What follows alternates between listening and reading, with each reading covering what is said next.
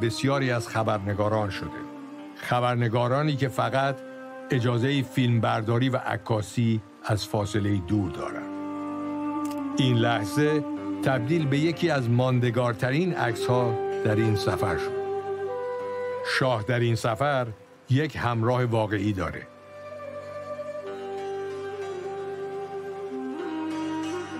همسرش شهبانو که 11 سال پیش تاجی بر سر او نهاد که نشان از پیوند و اعتمادی عمیق داشت.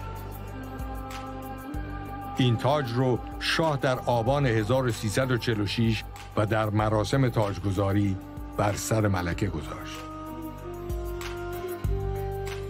شاه می‌خواست که همسرش در صورت درگذشت او و تا زمانی که پسرش به 20 سالگی برسه در جایگاه او بنشینه.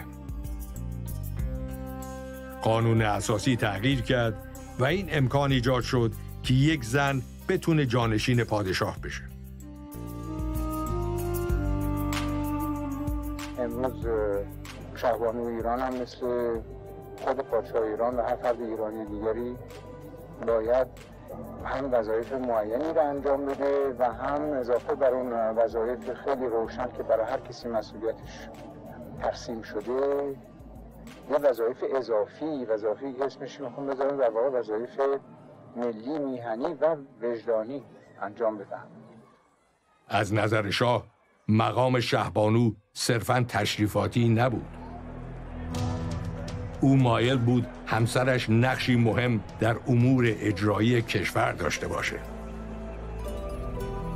شاه به ملکه عنوان شهبانو داد، نامی فارسی به منظور تأکید بر هویت ایرانی، عنوانی که نقش او رو فراتر از دیوارهای کاخ و به میان مردم برد.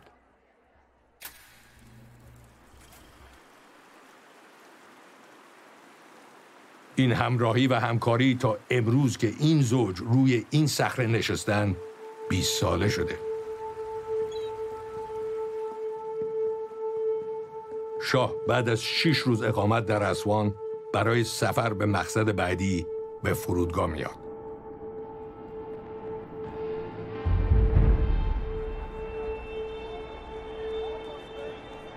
او حالا به نظر روحیه بهتری داره.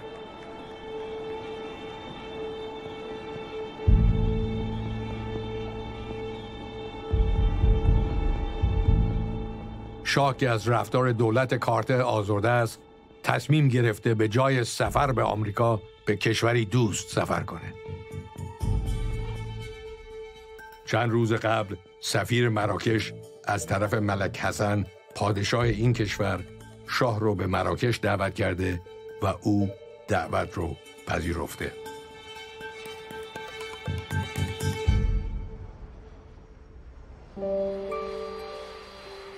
استقبال از شاه در مقصد بعدی مراکش متفاوته. با اینکه ملک حسن همراه با تعدادی از مقامات مراکش در فرودگاه حضور دارند، اما برخلاف استقبال سادات نه پرچم شاهنشاهی برافراشته است و نه سرود شاهنشاهی اجرا میشه. این یک دیدار خصوصیه و شاه و ملک حسن مایل به پوشش اون توسط رسانه‌ها نیستن. به همین دلیل خبرنگاران به هتلی در نزدیکی فرودگاه منتقل شدن و اجازه تهیه فیلم و عکس ندارن. با وجود سکوت خبری، گروهی از دانشجویان چپگرا در رباط در اعتراض به حضور شاه دست به تعصب میزنن. تعدادی از روزنامه‌ها حتی قبل از حضور شاه نوشتند اتحاد شاه، حسن و سادات در جهت حمایت از منافع امپریالیسم و صهیونیسم در آفریقا و جهان عربه. مدت اقامت شاه در مراکش و مقصد بعدی او هنوز مشخص نیست. شاه که به دلیل مواضع کارتر مایل به رفتن به آمریکا نیست، حالا در دومین روز اقامتش در مراکش از دیدار رمزی کلارک، دادستان پیشین ایالات متحده، با خمینی خبردار میشه. با اینکه دیدار کلارک رسمی نبوده، اما او اولین مقام عالی رتبه آمریکاست که به دیدن خمینی رفته. کلارک بعد از این دیدار در مصاحبه‌ای با خبرنگاران اعلام میکنه آیت الله خمینی تنها امید ایران برای برقراری عدالت و بختیار تنها ترین فردیه که تا به حال دیده.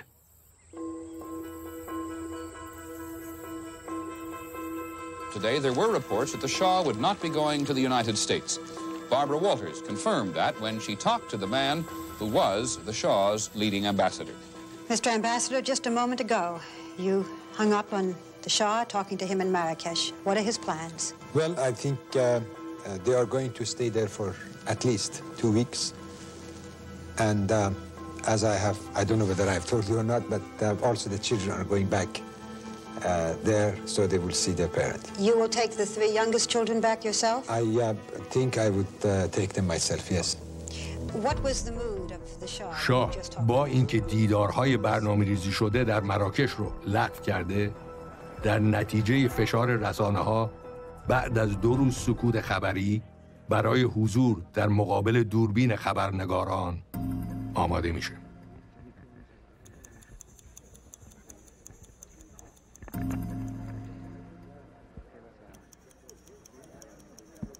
شاه از زمانی که از ایران خارج شده با هیچ خبرنگاری مصاحبه نکرده و این حضور تنها برای تهیه فیلم و عکس هماهنگ شده. دیدار اونها با رسانه‌ها بیشتر از 10 دقیقه طول نمی‌کشه.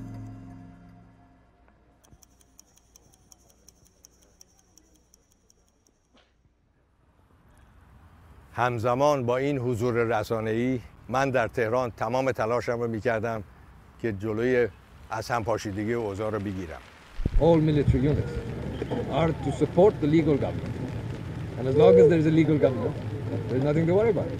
با ارتباطاتی که با تعدادی از سران ارتش داشتم، تونستم رژه نظامی رو در یک روز سرد زمستانی با گارد جاویدان و در مقابل دوربین 10 خبرنگار برگزار کنم.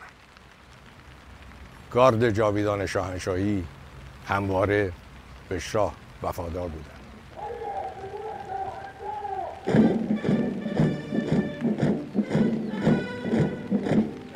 تلاش می‌کردم تا با برگزاری این رژه روحیه از دست رفته ارتش رو برگردونم و احساسم این بود که در این مسیر موفق خواهیم شد.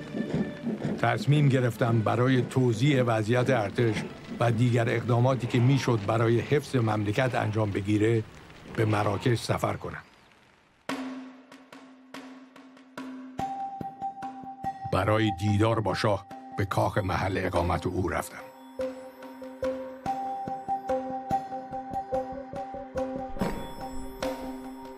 با اشتیاق و کمی اضطراب به انتظار گفتگو با شاه درباره ایران بودم. نمیدونستم چه واکنشی در انتظارمه.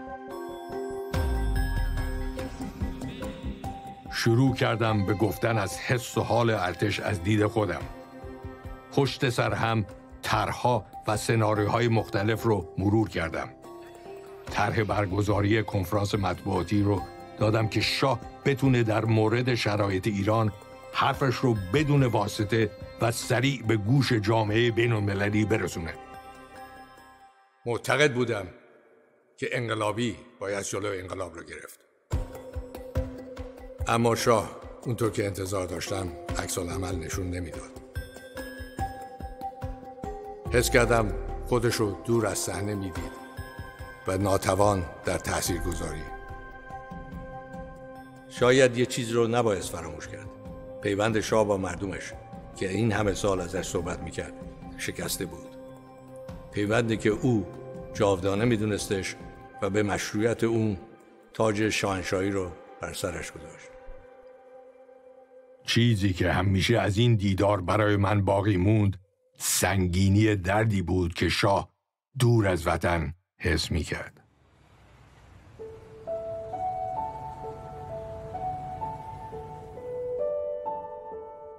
فرزندان شاه در نهایت با هماهنگی اردشیر زاهدی به مراکش میرسن.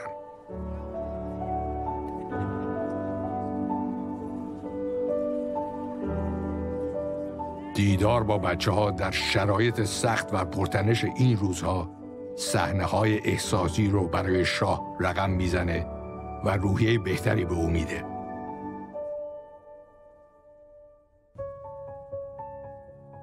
شاه بیشتر وقتش رو تنها در کتابخونه کاخ میگذرونه و از اونجا اخبار ایران رو دنبال میکنه. در این زمان روند تحولات انقلاب به شکل چشمگیری سرعت گرفته. روز 12 بهمن ماه روح الله خمینی به فرودگاه مهرآباد تهران میرسه و با استقبال مردم و رسانه‌ها روبرو میشه.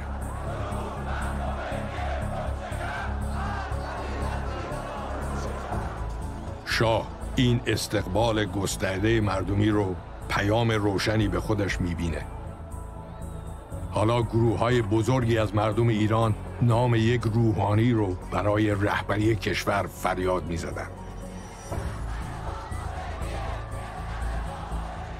خمینی در همون ساعات اولیه برگشتن به تهران از بهشت زهرا با حمله به محمد رضا شاه به مردم وعده میده تا یک دولت انقلابی تشکیل بده.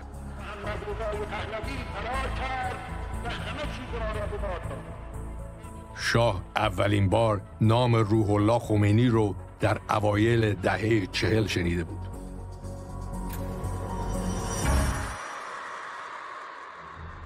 شاه در دی ماه سال 1341 اعلام کرد تصمیم گرفته تا برای ایجاد یک تحول بنیادی در کشور برنامه‌هایی رو در قالب اصول ششگانه انقلاب سفید اجرا کنه. اصولی که من به عنوان پادشاه مملکت و بدون واسطه مستقیما رأی مثبت ملت ایران را در استقرار آن تقاضا می‌کنم به شرح زیر است: الغاء رژیم ارباب و رعیتی، تصویب لایحه قانونی ملی کردن جنگل‌ها در سراسر کشور، لایحه قانونی فروش سهام کارخانجات دولتی، تصویب لایحه قانونی سهیم کردن کارگران در منافع کارگاه‌های تولیدی و صنعتی، لایحه اصلاحی قانون انتخابات،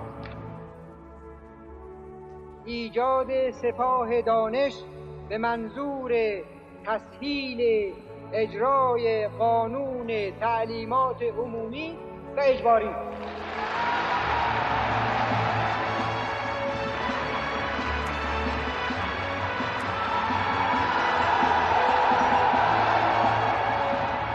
در اون زمان نزدیک به 70% مردم ایران دهقان و کشاورز بودند که اغلب تحت نفوذ زمیندارهای بزرگ و اربابان زندگی می‌کردند. شاه قصد داشت با برانداختن نظام ارباب رعیتی زمین‌ها رو از مالکان بزرگ خریداری کنه و با سندهای جدید در اختیار کشاورزان و دهقانان بگذاره. شاه در مورد اهداف خودش از انقلاب سفید می‌نویسه: اگر کشور ما می‌خواست در زمره کشورهای پویا، پیشرو و آزاد جهان باقی بمونه، چاره‌ای نبود جز اینکه نظم سنتی و ابتدایی جامعه تغییر کنه و ساختارهای آینده بر مبنای سازگاری با نیازهای روز بنا بشه. این نیاز به انقلابی بنیادی و اساسی داشت تا به بی‌عدالتی، ستم، بهره‌کشی و همینطور نیروهای ارتجاعی که مانع پیشرفت هستند پایان بده. بعد از معرفی اهداف انقلاب سفید، شاه اعلام کرد تایید و تصویب نهایی این اصلاحات رو به همه‌پرسی عمومی می‌گذاره. اما قبل از برگزاری همه‌پرسی مورد نظر شاه، بعضی گروه‌های سیاسی و مذهبی با اقدامات او مخالفت کردند.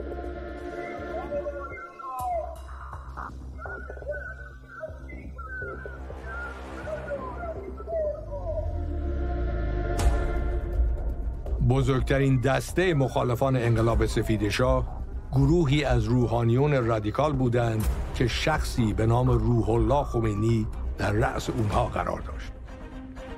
خمینی انقلاب سفید رو به دلیل بعضی از اصولش مغایر با باورهای اسلامی مردم میدونست. اعطای حق رأی به زنان و اصلاحات ارضی مهمترین این اصول بودند. خمینی در اعتراض به شاه اعلامیه‌ای صادر کرد و به دنبال اون گروهی از بازاریان در تهران و قم دست به اعتصاب زدند و بخش‌هایی از بازار رو برای 3 روز به تعطیلی کشوندند. اونها می‌خواستند با این اعتراضات و فشار به شاه او رو مجبور به عقب نشینی کنند. اما برخلاف انتظار خمینی و هوادارانش، شاه به جای عقب نشینی تصمیم گرفت 3 روز قبل از برگزاری رفراندوم به شهر قم بره و کمپین انقلاب سفید خودش رو از مرکز اصلی مخالفت‌ها شروع کنه. شاه با سخنرانی در جمع کشاورزان و دهقانان قمی، خمینی و هوادارانش رو انگل‌های اجتماعی و سیاسی و گروهی متحجر معرفی کرد که برای کشور حتی از کمونیست‌ها هم خطرناک‌ترند. شاه در این سخنرانی برای اولین بار از خمینی و مریدانش با نام ارتجاع سیاه اسم برد.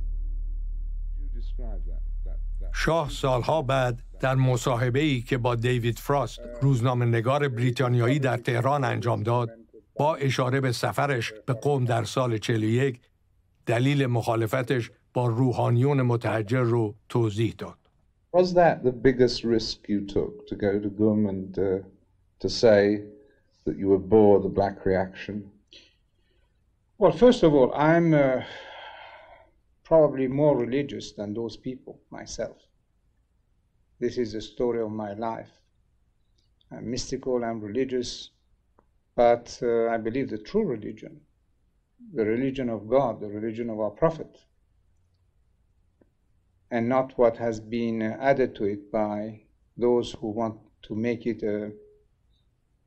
a job, a profiteering job for themselves. No, I was not afraid at all. Who do you think has had more power on the lives, more effect on the lives of the people in this country, the religion or the monarchy?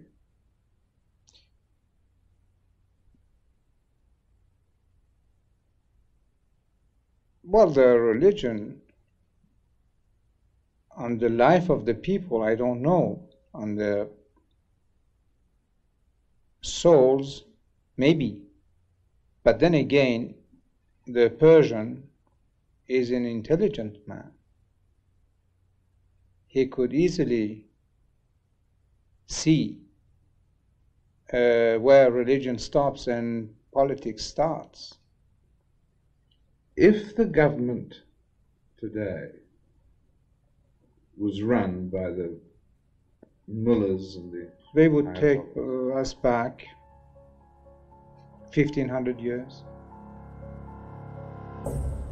در نهایت با وجود مخالفت‌های خمینی و طرفدارانش، رفراندوم انقلاب سفید شاه در 6 بهمن سال 1341 برگزار شد و برای اولین بار در تاریخ زنهای ایران در کنار مردها به پای صندوق‌های رأی رفتند و اکثریت قاطع مردم به اصلاحات شاه رأی مثبت دادند. این انقلاب تکمیل نمی‌شد اگر ما نصف جمعیت مملکت را باز در حال خاموشی، وحشت و عقب ماندگی نگه می‌داشتیم.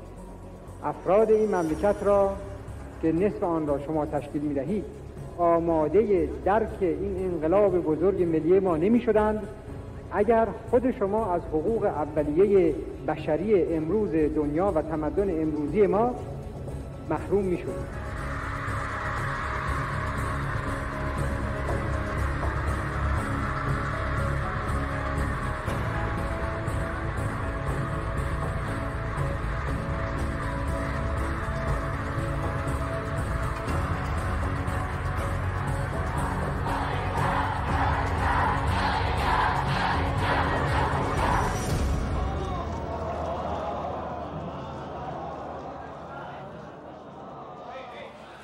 تنها 4 روز بعد از ورود خمینی و در حالی که دولت منتخب شاه هنوز در تهران بر سر کاره، او از آمفی‌تئاتر مدرسه رفاه دولت انقلابی خودش رو تعیین میکنه.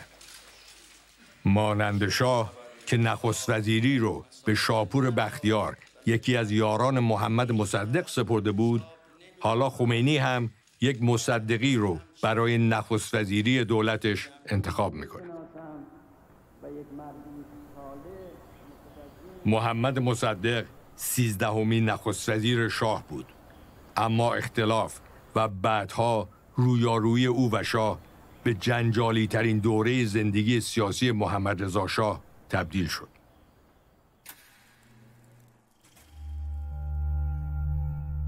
در اردیبهشت 1330 شاه که برای اجرایی کردن قانون ملی شدن نفت به سیاستمداری توانمند احتیاج داشت، محمد مصدق رو به نخست وزیری انتخاب کرد. اما پس از شروع نخست وزیری مصدق، خیلی زود شاه با او اختلاف نظر جدی پیدا کرد. شاه درباره اقدامات مصدق که منجر به این اختلافات شد می‌نویسه: کمتر از 2 هفته پس از آنکه دور جدید مجلس سنا را افتتاح کردم، مصدق با اقداماتی مجلس شورای ملی رو وادار به انحلال سنا کرد. اما در مقابل به مجلس شورای ملی اجازه داد به فعالیتاش ادامه بده و دلیل این کار این بود که نمایندگان بی چون و چرا از او پشتیبانی می‌کردند. در دیماه سال 1331 مجلس شورای ملی با تایید من و به اتفاق آرا افزایش اختیارات مصدق رو تمدید کرد. من می‌خواستم به او هر گونه فرصتی بدم تا سیاستی سازنده و مثبت در قبال مسئله نفت اتخاذ کنه. اما متاسفانه مصدق این اختیارات رو هرچه بیشتر برای پیشبرد مقاصد شخصی خودش به کار بست. شاه اقدامات مصدق رو تلاش در جهت نابودی بنیانهای مشروطه میدونه و در این باره مینویسه: مصدق دیوان عالی کشور رو منحل و انتخابات مجلس شورای ملی رو متوقف کرد. او که از مخالفت برخی نمایندگان با شهامت عصبانی بود، اعلام کرد که انحلال مجلس رو از طریق رفراندوم به رأی عمومی میذاره. در مواردی که بین مجلس و افکار عمومی ملت اختلاف حاصل شود و مجلس به صورت یک دستگاه کارشکنی بر علیه دولت درآید، مجلس منحل می شود. اما نمایندگان همون مجلسی که مصدق قصد انحلالش رو داشت به یاد داشتن که خود مصدق در هنگام شروع به کار 10مین دوره مجلس شورای ملی در یک سخنرانی کوتاه گفته بود که 80% نمایندگان این مجلس منتخب واقعی ملت هستند.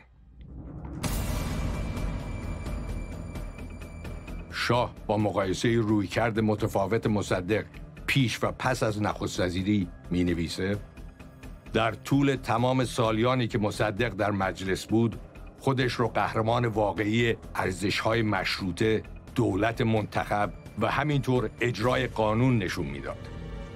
او در اون زمان مخالف حکومت نظامی و طرفدار جدی انتخابات آزاد و آزادی مطبوعات بود. اما همین مصدق بعداً در طی چند ماه مجلس سنا و همینطور عالی‌ترین مرجع قضایی کشور رو منحل کرد و تلاش کرد تا از مردم برای انحلال مجلس تایید بگیره. او آزادی مطبوعات رو گرفت، حکومت نظامی رو تمدید کرد و نهایت کوشش خودش رو برای تضعیف اختیارات قانونی من به کار بست.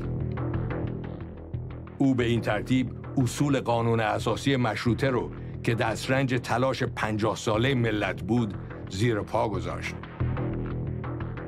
اما مصدق نمیتونست جاه طلبی خودش رو برای تبدیل شدن به یک دیکتاتور مطلق بدون از قدرت انداختن شاه عملی کنه. شاه در نهایت با اشاره به پیشینه خانوادگی مصدق اقدامات او رو همچنین برآمده از یک دشمنی ریشه‌دار می‌دونه. مصدق از خانواده قاجار بود و با پادشاهی پدرم هم به شدت مخالفت کرده بود. شاه می‌نویسه مصدق روزی حتی در کمال جسارت به من گفت که پدرم رضاشاه با ساخت راهن سراسری مرتکب خیانت به ایران شده. سیاست آشکار مصدق انجام هر اقدامی برای بی‌اعتبار کردن سلسله پهلوی و نابودی تدریجی اون بود. اگر پرسیده بشه با این وجود چرا بر ضد او اقدام نکردم، پاسخ من اینه که میخواستم به او به اندازه کافی فرصت بدم تا شاید بتونه آرزوهای ملی ایرانیان رو برآورده کنه. تجربه مصدق نقطه عطفی در دوران پادشاهی و فلسفه حکومت محمد رضا شاه. او با افزایش حوزه اختیارات خودش و تغییر توازن قوا در کشور از پادشاهی صرفاً مشروطه به قدرت اول کشور تبدیل شد. با توجه به تحولات اخیر کشور، شورای عالی ارتش در ساعت 10 روز یکشنبه 22 بهمن شاه در مراکش از تصمیم فرماندهان بلندپایه ارتش مبنی بر اعلام بی‌طرفی مطلع میشه.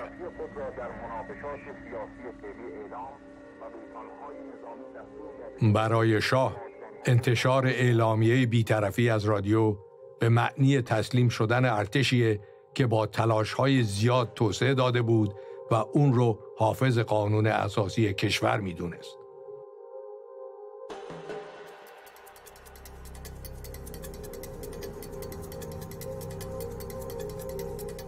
بعد از سقوط حکومت شاهنشاهی، جیمی کارتر از اولین رهبرانیه که در یک کنفرانس خبری شروع ارتباط با دولت موقت مهدی بازرگان رو اعلام میکنه.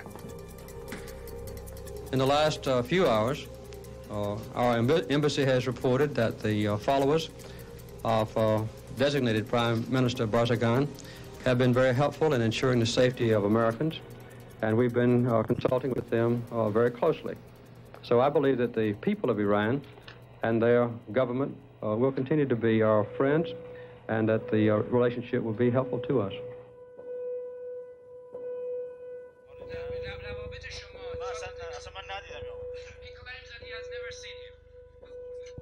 در این شرایط این اخبار بازجویی فرماندهان ارتش و سران حکومت به دست انقلابیون بود که از رادیو و تلویزیون پخش می‌شد. سرانی که یکی بعد از دیگری بدون داشتن حق دفاع و وکیل به مرگ محکوم میشن. حالا حقوقدانها و خبرنگاران بین‌المللی که تا قبل از این شاه رو به خاطر عملکرد سازمان اطلاعات و امنیت کشور به چالش میکشیدند، با تعریفی متفاوت از عدالت روبرو میشن. اقدامات و عملکرد ساواک در دهه 50 شمسی یکی از جنجالی ترین موضوعاتی بود که اونها برای سرزنش حکومت شاه ازش استفاده می‌کردند. Your Majesty, you have a police force, a secret police called the SAVAK. Does torture happen in Iran? Iranian demonstrators protesting 18 opponents of the Iranian government who were held without trial and torture. شاه در اواخر سال 1335 و با بالا گرفتن تلاش کمونیست‌ها برای نفوذ در ایران و فعالیت گروه‌های رادیکال اسلامگرا دستور تأسیس ساواک رو صادر کرد. او درباره وظیفه و نقش ساواک می‌نویسه: در ایران مثل هر کشوری دیگه‌ای خائن، جاسوس و خرابکار وجود داشت و دولت ما هم به خاطر امنیت ملی مجبور بود با این افراد مبارزه کنه. این کار وظیفه و نقش ساواک بود. ساواک در مقام یک سازمان اطلاعاتی و ضد جاسوسی عمل می‌کرد و فعالیت داخلیش به عنوان ضابط دادگستری بود که این وظیفه هم به توصیه گروه‌های فعال حقوق بشر از این سازمان سلب و به پلیس محول شد. در دوره‌ای که بعضی گروه‌های سیاسی به مبارزات چریکی علیه حکومت شاه روی آورده بودند، سازمان اطلاعات و امنیت در مقابله با این گروه‌ها شدت عمل به خرج داد و ساواک به شکنجه زندانیان متهم شد.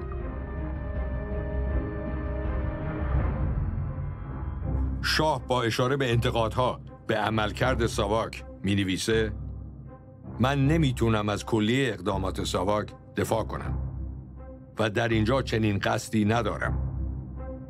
افرادی دستگیر شدن و با اونها بدرفتاری شده.